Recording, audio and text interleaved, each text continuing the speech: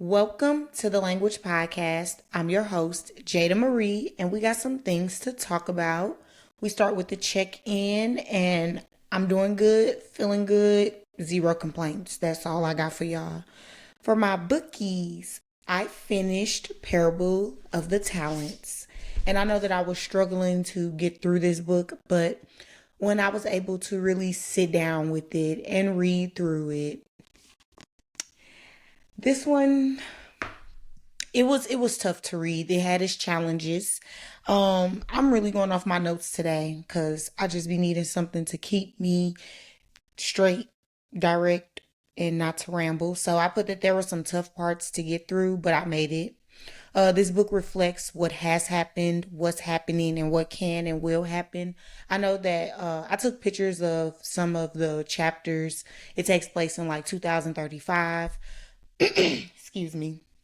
They talk about 2020s. That's when Parable of the Sower took place. So Parable of the Talents is like 6 years after everything that happened in Parable of the Sower. So I don't know. I just feel like when I was reading through this book, I think that these things have happened before. They are happening and they can and they might happen. So that was something that I took from the book.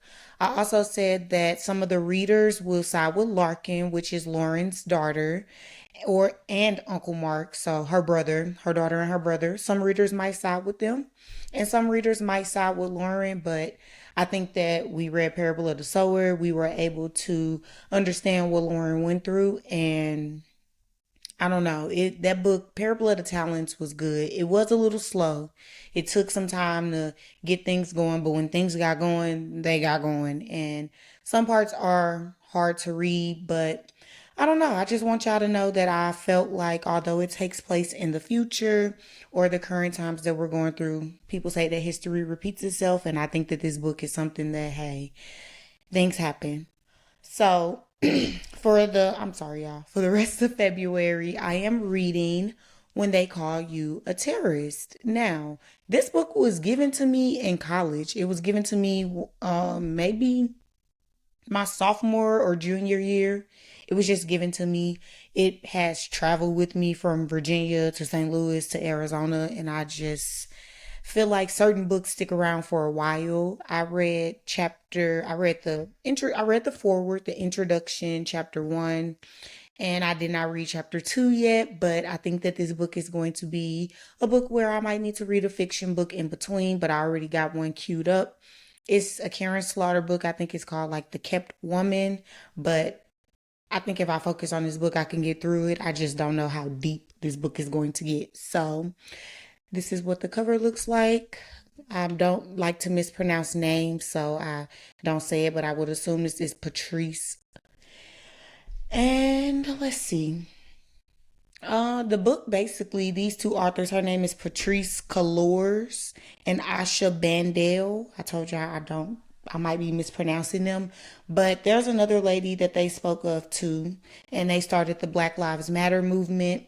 And I think that it's important to know when it started and who started it because there is a little, you know, bad things out there about the people who may have started it in the funds, but I don't think that that has anything to do with these women who are talked about in this book and who wrote this book. So that's what I have been reading. That's what I started after I finished Parable of the Talents.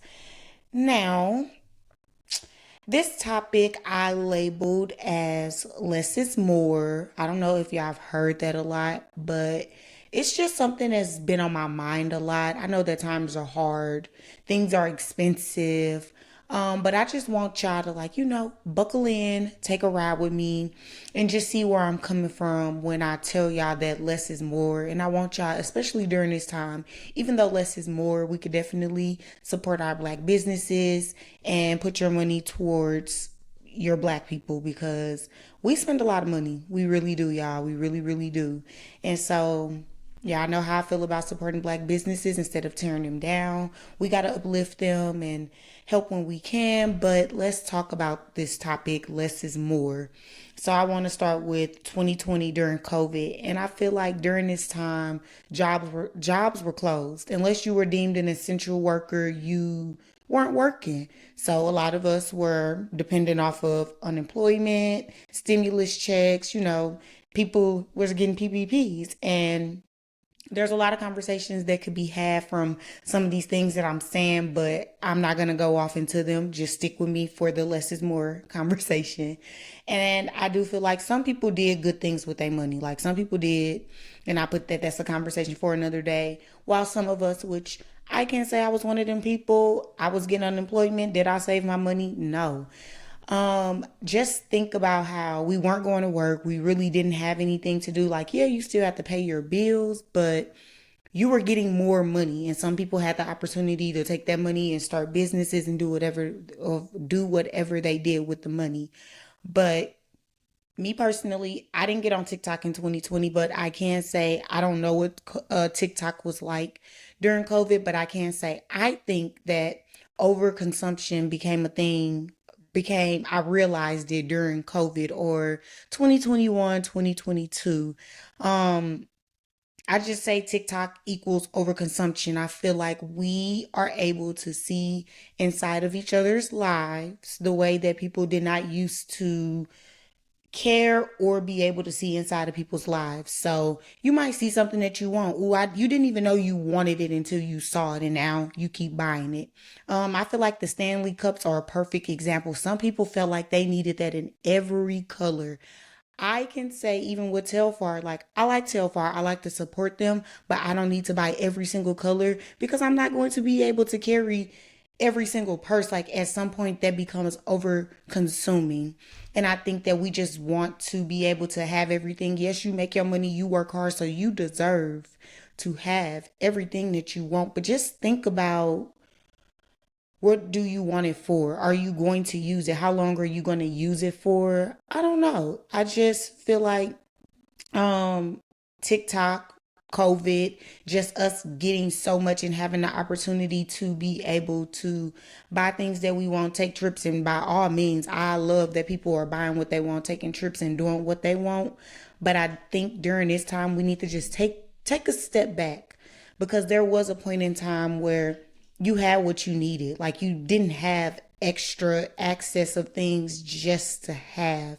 You had the things that you needed, and I think that that's what's most important. And it might be able to help people save money. Yeah, we want new things, you want new clothes and stuff like that, but it's best for you to actually go and spend a little bit more money on some quality pieces than to continue to support fast fashion or continue to, I wouldn't even say follow trends, because trends, they come and go, and fashion always repeats itself, it recycles. So I think that if people are trying to look to save money, things are getting expensive. I can say stuff is expensive. Shirts, clothes, shoes, just stuff is expensive. And sometimes if you just need to think a little bit, like, like, dang, do I really need this? Like, when am I going to use this? Whatever. Like, yeah, maybe you don't need it at that time. And I can say that the less is more is just a broader topic. I feel like, a lot of us talk about how we don't want to live in America anymore. We will go to other states, and I mean, other states, other countries. And I don't think that some people realize we got it good in America. Like, yeah, some things may not be as bad or as good as they kicked it to us, but we have a lot of things that are convenient to us. So when you do move to a different country, there are some things that you will be losing. For example, you might not be able to have a washing machine. You might not have a dryer. You might not have AC. And these are things that you don't even think about, like, dang, but some people are willing to sacrifice those things to live a better life. That's what they're leaving America for a better life. So, and I wholeheartedly believe that people who just have less things to worry about, people who can wake up in the morning and go to the river, or, go and get their food however they may get it and come back and make their food, I promise you, they live a happy life. Like, that's what I believe. Some people might not believe that, but that's what I believe. And that's how I get the less is more topic or title or whatever you might call it. But that's all I really wanted to say. I ain't have nothing to talk about, but let's get into music and TV. So for TV, I just want to let y'all know I'm still watching The Traitors. I'm not going off on a rant today. I'm still watching Severance. I'm still on season one. I'm like on episode 6 or 7. I'm bad, okay? I fall asleep if it's late at night. I am old. Anybody knows me, I'm old. And let me tell y'all, for the people who talk to me on a daily, I am trying to go to the gym in the morning at 3 a.m. because my body likes to go to the gym earlier than after work. And if I'm waking up at 3 a.m. going to the gym, bedtime is pushed up to 8 o'clock, 8:30. Like I cannot make it to 9 o'clock. But I'm sorry. I'm sorry that my body doesn't recognize it's the weekend. It's time to turn up.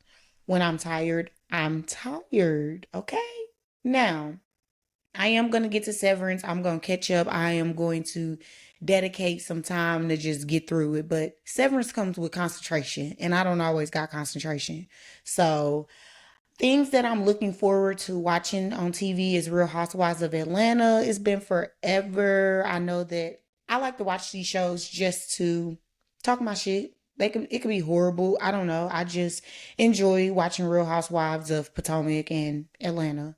Yellow Jackets, I told y'all, is coming back on. But today I saw my mama watching a show called Cassandra, and I'm like, this is giving me smart house vibes. And she was like, yeah, the people moved into an old house. And I'm like, OMG, did they move into a smart house?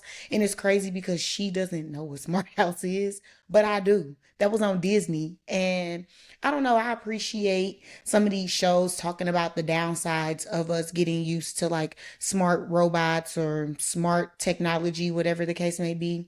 Y'all know I got to bring in the friend zone because I listened to the episode from maybe a week ago, and Asante talked to them about technology and why they like robots and why they don't like them. And I agree with them. Like sometimes the robots make things harder.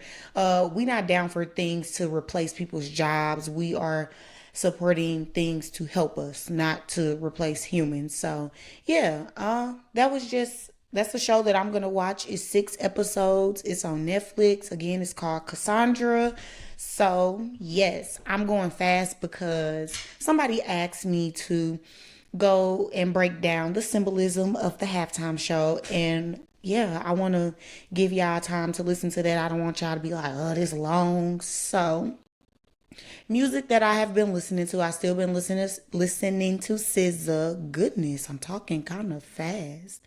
I've still been listening to SZA, still been listening to Kendrick Lamar, but like older stuff from SZA, Kendrick Lamar. I've been listening to Ari Lennox. I feel like Ari Lennox reminds me of like the R&B, the soul, Doechii or Doechii, yeah, because Ari be talking her shit too. I love when she just be yapping at the end of her songs or just the way that she does her songs. I've been listening to Tyler the Creator. I actually listened to another album of his, not Chromacopia. Let me get it. Let me get it. Hold on. I want to tell y'all. And I want y'all to know that my coworker suggested it. She told me which albums to listen to, which ones I get jiggy with. Flower Boy. It was Flower Boy. I like that album. I like the features too, but I enjoyed what the creator that Tyler the Creator is. Like, crazy. And then I've been listening to Beyonce. Oh, Beyonce, like y'all, resentment. And then listen, come on right after that. Yes. I don't know. No, I'm not trying to go to Cowboy Carter. I'm not gonna lie, I am satisfied with going to see Renaissance. I enjoyed Renaissance album and I enjoyed the tour. So I hope all of y'all have fun at Cowboy Carter. I cannot wait to see y'all outfits. I cannot wait to see y'all go and have a black ass time. So yeah. I started listening to Party Next Door and Drake's little album. I did not finish it. I think I got through like 2 songs, but that's neither here nor there. That's what I've been listening to. And now I am going to go ahead and dedicate the rest of this episode to Kendrick Lamar halftime performance, but just breaking down the symbolism now. I am not going to act as if when I sat here and watched the halftime show that I was able to nitpick all of these things. No, I went to the root. I was very particular about who gave me the points of symbolism because, you know, some folk will have some other things to say. They kept it real cute, real light. So I think it is, don't get discouraged by the number, y'all. I'm 15. 15 little points, but I'm going to fly through them. Let's get to it. Stick with me. So the first one is going to be Great American Game. Samuel L. Jackson, Uncle Sam, started the show. Um, he started the show, y'all. My notes, I'm sorry, they're horrible, but he started the show by saying, "This is the American Great Game, the Great American Game." Oh my, I'm so sorry. Let's start this over. The heading is Great American Game, and Samuel Jackson, he was Uncle Sam, so he started the show by saying, "This is the Great American Game," which refers to the game that is being played on the field, the football game, and the games that America plays with its citizens: capitalism, politics, prison, etc. So then number two is just Uncle Sam. Uncle Sam represents the stereotypical performer, a contrasting character to Lamar, who's willing to express his pro-blackness. So sometimes people have an issue with people being pro-black. They think that being pro-black is being like anti-white, but whatever. It's okay to be proud to be black, y'all. We got a lot to be proud about. Now, number three, because gonna make this fast. GNX. So Kendrick standing on top of a GNX representation is him standing on top of a GNX, which is the car, is a representation of the energy he's been giving off the last 3 months, and his latest studio album, which we know is titled GNX. And he also revealed to fans that he's staying in the present, focusing on what is going on now. Again, this came from The Root. None of this is my opinion. I'm just reading what they said. So number four, I know a lot of y'all had a lot of speculations about the A chain, but it represents his company, PG Lane, and that's that. They said number five, he had on a Gloria jacket, and Gloria in Spanish means glory. It symbolizes the deep connection Lamar has with his music. Number six, when Samuel Jackson said "too ghetto," most of us, we already know. Too black, blah, blah, blah. Like literally, that's what I put. Too black, blah, blah, blah. Fuck them. That's what I put. Because we could be laughing, we could be doing anything, and we're being too ghetto. So that's what number six was. Number seven, the American flag. So we saw him create the American flag, but then we also saw Kendrick standing in the middle of it, which represents a country divided. Number eight, warning, wrong way. While the prison yard performance was going on, we saw warning, wrong way in the crowd. And this is just a warning that the country is moving the wrong way. Number nine, the guys on the corner are a group of men who make up the turf, and I think it's Fiends. Fiends. It might be Fiends, but I didn't want to say Fiends because, but I know how black people are. We take things and we make them creative. So it might be Turf Fiends, but if I'm not pronouncing it correctly, please correct me. But they are an Oakland-based dance group. I hope y'all keeping up with me because I don't want y'all to lose me. I might be going too fast, but number 10, when Samuel Jackson, Uncle Sam, said cultural cheat code after Man at the Garden, it says that Uncle Sam says that Kendrick used the culture cheat code, saying he's trying to win over people in the black community through his show.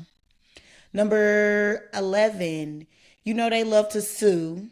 We all knew that what that was. It was a shot at Drake, who filed a defamation lawsuit against Universal Music Group. I like how they did it though, but Number 12, 40 acres and a mule. This is bigger than music. America wants the black community to be happy for what they've been given to us, what they've given to us. And Kendrick Lamar is telling y'all, do not be satisfied. Y'all hear me? Do not be satisfied. Y'all know I like to be saying her nigga damn, all of that. Like don't be satisfied. They owe some people some stuff. And that is the reason why some of these people can continue to have generational wealth and be in the places that they are in, because they benefited from the Homestead Act. But that is another episode for another day and we can talk about it. But number 13, say Drake. I can say it and y'all already see the clip. It's a meme, it's a GIF. We love it. It just is what it is. And then number 14, Serena Williams. She is a Compton native, Drake's ex. Lamar is paying homage to his hometown while taking a shot. And number 15, the game was over. It was the end of the performance. So those are the 15 points, the 15 pieces of symbolism that I was able to get from The Root. I think that was it. Yeah, that was it. That's all. And yeah, y'all know that if y'all ever want me to go into detail about things, please ask me about it. I'm always down to do that. I actually enjoyed looking it up and learning some things for myself. Um, I rewatched the halftime. Like I rewatched that I don't know how many times. I enjoyed it. It makes me smile every time. And with that being said, I really don't have anything else for y'all, but y'all know that I hope that y'all are taking care of yourselves. I hope that whatever goals that you have for yourself, you are achieving. Valentine's Day passed, and I can say I need to do better. Y'all know how we talk about the Grinch and how he is about Christmas. I am that way about Valentine's Day, but I'm trying to do better. But I just don't be caring about holidays, y'all. Like, it's just any holiday, to be honest. But that is what it is. I'm going to work on that. I acknowledge where I need to do better as a person, but maybe not. Depends on how I feel. But, anyways, y'all know y'all can follow me on Instagram at it's underscore J Marie, two E's. Send emails to it's J Marie, two E's, 9 at gmail.com. Y'all can send emails just asking questions, giving me topics, wanting to be a guest. I know that I did not create the guest form. I will do that. And then, as always, please, please, please leave a review. Share this podcast with your friends, your family, your aunties, your uncles, your cousins, your girlfriends, your boyfriend, any and everybody. Share it, okay? Y'all know on YouTube, I've been doing a little bit of posting about music. I like music. I tell y'all that all the time. So y'all can go and subscribe to my YouTube channel. But other than that, I don't have anything else for y'all. I hope that y'all are doing good. I hope that y'all are being good human beings, being kind, showing up when you can, but also resting whenever you know that you need rest. I already said I hope y'all are accomplishing y'all goals, but that's all I got for y'all. I love y'all. I will talk to y'all later. Bye.